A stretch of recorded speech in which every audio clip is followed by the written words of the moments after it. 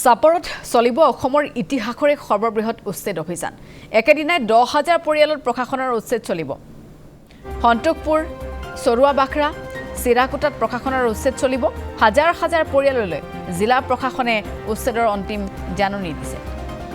মাইকযোগে আজিৰ ভিতৰত দখলীকৃত ভূমি খালী কৰিবলৈ নিৰ্দেশ দিছে ধুবুৰী জিলা প্ৰশাসনৰ সেই নিৰ্দেশনাৰ পাছতে বেদখলকাৰীৰ মাজত লাগিছে হাহাকাৰ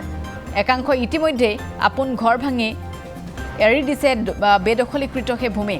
উচ্ছেদৰ বাবে ইতিমধ্যে মুটান কৰা হৈছে বৃহৎ আৰক্ষী অৰ্ধসামৰিক বাহিনী যিকোনো মুহূৰ্ততে উক্ত স্থানসমূহত চলিব প্ৰশাসনৰ উচ্ছেদ অভিযান তাপবিদ্যুৎ প্ৰকল্পৰ বাবে উল্লেখিত অঞ্চলৰ 3,500 বিঘা ভূমি অধিগ্ৰহণ চৰকাৰৰ ভূমি অধিগ্ৰহণ কৰি চৰকাৰে হস্তান্তৰ কৰিছে এপিডিচিএলক ইতিমধ্যে দুবাৰকৈ ভূমি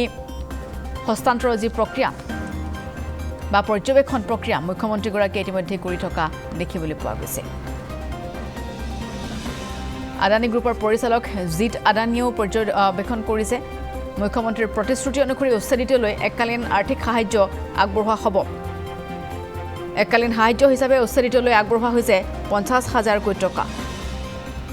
কিন্তু তাত আকুৰগুজ হৈ আছিল লোকসকল কোনো পধ্যে মাটি এৰি দিবলৈ তেওঁলোক বাধ্য নাছিল প্ৰয়োজনত তেওঁলোকে তেজ দিম বুলি কৈছিল কিন্তু তথাপি তেওঁলোকে মাটি এৰি নিদিয়াৰ এক প্ৰকাৰ হুংকাৰ আজিও দিছে তাৰ মাজতে একাংশই সেই স্থান এৰি আজি টালিটোপোলা বান্ধি আঁতৰি যোৱা দেখিবলৈ পোৱা গৈছে কিন্তু প্ৰশাসনে সেই স্থানৰ পৰা আঁতৰি যাবৰ বাবে বাৰম্বাৰ নিৰ্দেশনা দিছে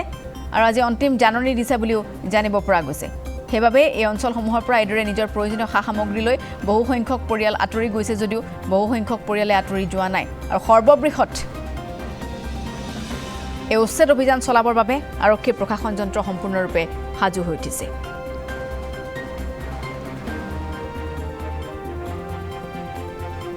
আপোনালোকে ইতিমধ্যে গম পাইছে যে চাপৰ ৰাজচক্ৰৰ অন্তৰ্গত চিৰাকুটা তাৰ সন্তোষপুৰ আৰু সৰুৱাবাখৰা গাঁৱত 3,500 বিঘা মাটি এপিডিচিএলক হস্তান্তৰ কৰা হৈছে পাৱাৰ প্ৰজেক্টৰ কাৰণে আৰু এতিয়া সেই কাৰণে তাত থকা যিবিলাক মানুহ আছে বেদখল কৰি আছিল চৰকাৰী ভূমিত তেওঁলোকক আমি জাননী দিছোঁ উচ্ছেদৰ জাননী দিয়া হৈছে আৰু আজি এই উচ্ছেদৰ জাননীৰ শেষ সময়সীমা আছে 6 তাৰিখলৈকে দিয়া হৈছিল তেওঁলোকক আৰু তেওঁলোকক ইতিমধ্যে চৰকাৰৰ ফালৰ পৰা বইজাৰ এলগাত আটানী চাৰ্কুলৰ বইজাৰ এলগাত ভূমি প্ৰদান কৰা হৈছে আৰু আমি আপোনালোকৰ ফালৰ পৰা তেওঁলোকক আহ্বান জনাওঁ তেওঁলোকে যাতে সোনকালে এই বেদখলী ভূমি ত্যাগ কৰি বইজাৰ এলগালৈকে যায় আৰু ইয়াৰ কাৰণে অলৰেডি আমাৰ মাননীয় মুখ্যমন্ত্ৰী ডাঙৰীয়াই প্ৰত্যেককে এককালীন সাহায্য হিচাপে 50,000 টকা দিছে আৰু আমি ইতিমধ্যে চিৰাকুটাত কালি চেক বিতৰণ কৰিছোঁ আমাৰ চেক পৰ্যায়ক্ৰমে আহি আছে আৰু আমি তেওঁলোকক দি যাম